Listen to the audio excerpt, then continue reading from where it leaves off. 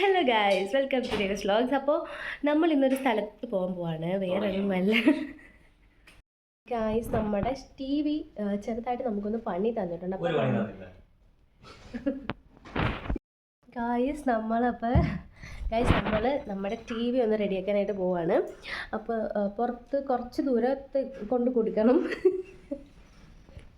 അപ്പോൾ കുറച്ച് ദൂരെയാണ്, നമ്മൾ ഒരുപാടൊന്നും ദൂരം പോകേണ്ട അടുത്താണ് ഗായ്സ്. അപ്പോൾ ഞാനിപ്പോൾ ഇട്ട 2 വീഡിയോ ഇല്ലേ, ഇത് ആക്ച്വലി കഴിഞ്ഞ വീക്കിലെന്തോ എടുത്തൊരു വീഡിയോ ആണ് കേട്ടോ. സത്യം പറഞ്ഞാൽ എനിക്കത് കംപ്ലീറ്റ് ആയിട്ട് എടുക്കാനായിട്ട് പറ്റിയില്ല. ഇന്ന് ഞാൻ ഇങ്ങനെ ഗാലറി ഇങ്ങനെ നോക്കിയ ടൈമിൽ ഇങ്ങനെ കടന്നു കേട്ടോ. അപ്പോൾ അതിനകത്ത് ഫസ്റ്റ് ഇത് വന്നിട്ട് എന്താ വെച്ചാൽ, സംഭവം എന്ന് വെച്ചാൽ ഒന്നുമില്ല, ഏട്ടൻ വലിയ കാര്യത്തിൽ ടി വി കണ്ടുകൊണ്ടിരിക്കുന്നു. എനിക്ക് വല്ല റിമോട്ട് തരാണ്ട്. കാര്യം ടി വി കൊണ്ടുവന്നിട്ട് ഞാനായിരുന്നു കേട്ടോ അത്രയും ദിവസം കണ്ടുകൊണ്ടിരുന്നത്. അപ്പോൾ എന്നോട് പറഞ്ഞു, നീ അല്ല ഇത്രയും ദിവസം ടി വി ഒറ്റയ്ക്ക് കണ്ടുകൊണ്ടിരുന്നത്, ഇന്ന് എൻ്റെ കയ്യിലാണ് ടി വി, ഞാൻ കാണും, എനിക്കിഷ്ടമുള്ളതൊക്കെ ഞാൻ കാണും. അപ്പോൾ ഞാൻ വിചാരിച്ചു ഓക്കെ, നമുക്കങ്ങനെ എനിക്കങ്ങനെ പ്രത്യേകിച്ച് പ്രശ്നമൊന്നുമില്ല. തലേ ദിവസം പക്ഷേ ഞാൻ വാശി ഉണ്ടാക്കി, എനിക്ക് ഇന്ന മൂവി തന്നെ കാണണം എന്ന് പറഞ്ഞിട്ട് വാശി ഉണ്ടാക്കി കണ്ടു.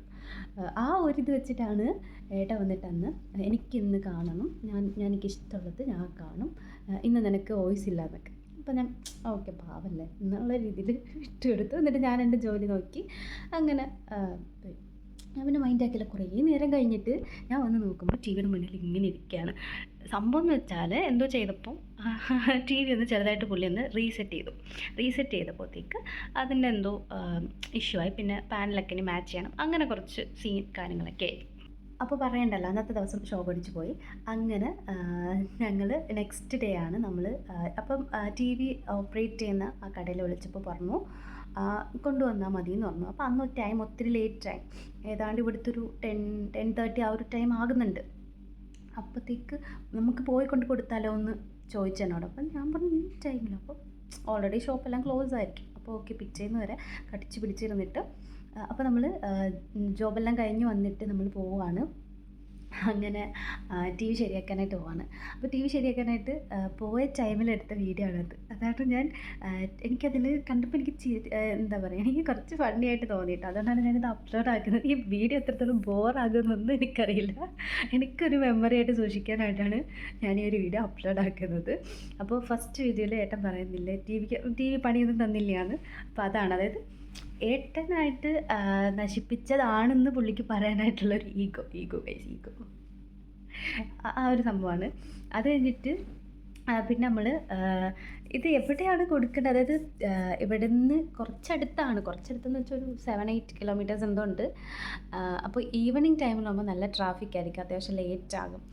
അപ്പോൾ അതുകൊണ്ട് എനിക്ക് പ്ലേസ് എവിടെയാണെന്ന് കൂടി അറിയില്ലായിരുന്നു. അങ്ങനെ ഞങ്ങൾ പിന്നെ ഫൈനലി പോയി ടി വി കൊടുത്തിട്ട് വന്നു. പിന്നെ കൊടുത്തിട്ട് വന്നിട്ടുള്ളത് നിങ്ങൾ കണ്ടിട്ട് വാട്ടോ ഗൈസ്. അപ്പോൾ നമുക്ക് ടി വി റെഡിയാക്കാൻ കൊടുക്കാനായിട്ട് പോകാം അല്ലേ ഏട്ടാ? ഗൈസ്, നമ്മൾ ടി വി കൊടുക്കാനായിട്ട് അപ്പോൾ നമ്മൾ പോവാണ്. പിന്നെ എനിക്ക് സിം എടുക്കണം, അങ്ങനെ കുറച്ച് കാര്യങ്ങളുണ്ട്. അപ്പോൾ നമുക്ക് പോയിട്ട് വരാം.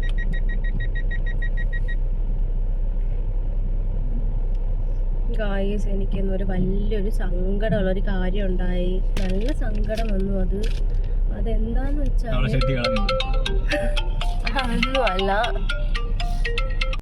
അതൊന്നുമല്ല ഗായ്സ്, എൻ്റെ ഒരു ഫേവറേറ്റ് ആയിട്ടുള്ളൊരു കർച്ചീഫ് ഉണ്ടായിരുന്നു കേട്ടോ.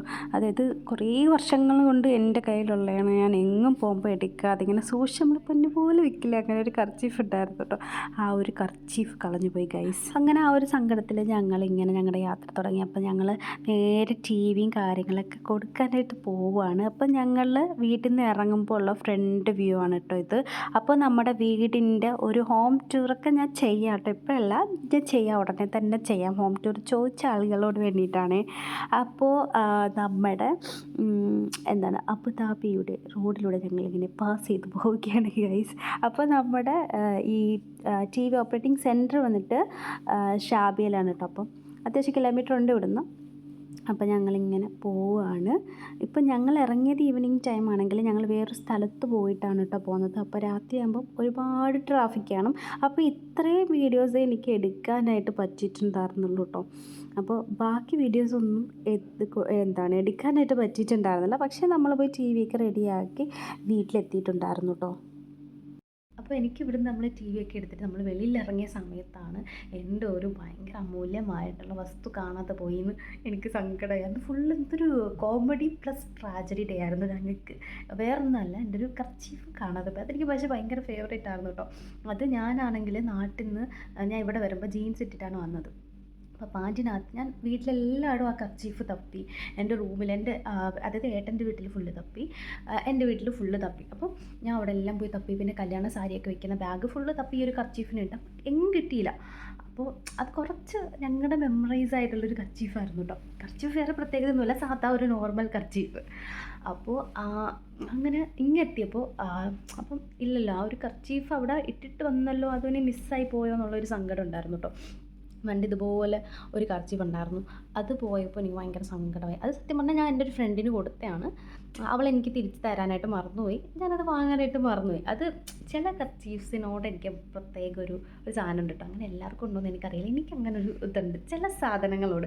അത് കർച്ചീഫ് ആവണമെന്നില്ല, ചിലപ്പോൾ മുറ്റത്തിറക്കുന്നൊരു കല്ലായിരിക്കും. എനിക്ക് ചിലപ്പോൾ അതിനോട് ഭയങ്കര എന്താ പറയുക, ഈ അട്രാക്ഷൻ എന്നൊക്കെ പറഞ്ഞതുപോലെ എന്തൊരു ഒരു സാധനം നമുക്ക് തോന്നും, ഉള്ളിൻ്റെ ഭയങ്കര ഒരു ആത്മബന്ധമൊക്കെ തോന്നും. എനിക്ക് ചില സാധനങ്ങളോട് അങ്ങനെ ഉണ്ട്.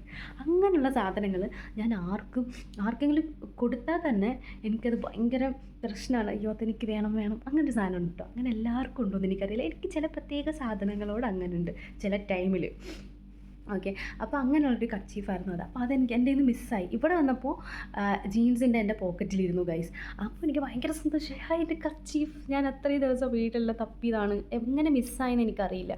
മേ ബി കല്യാണത്തിൻ്റെ സമയത്ത് പോയതായിരിക്കാം, അങ്ങനെയൊക്കെ ഞാൻ വിചാരിച്ചു, ടെൻഷനായി. അങ്ങനെ സംഭവം എന്തായാലും കയ്യിൽ കിട്ടിയിട്ടുണ്ടായിരുന്നു. ആ ഒരു കർച്ചീഫ് ഞങ്ങളിന്ന് ടി വി റെഡിയാക്കാൻ പോയ ടൈമിൽ അത് ഞാൻ രാവിലെ തുണി ഉണക്കാനായിട്ട് പോയ ടൈമിൽ അത് എൻ്റെ കയ്യിൽ നിന്ന് തറയിൽ വീണു, ബക്കറ്റിൽ നിന്ന് തറയിൽ വീണു. അപ്പോൾ ഞാൻ ഏട്ടനോട് പറഞ്ഞു, ഏട്ടാ കർച്ചീഫ് ഇങ്ങനെ എടുക്കണേന്ന്.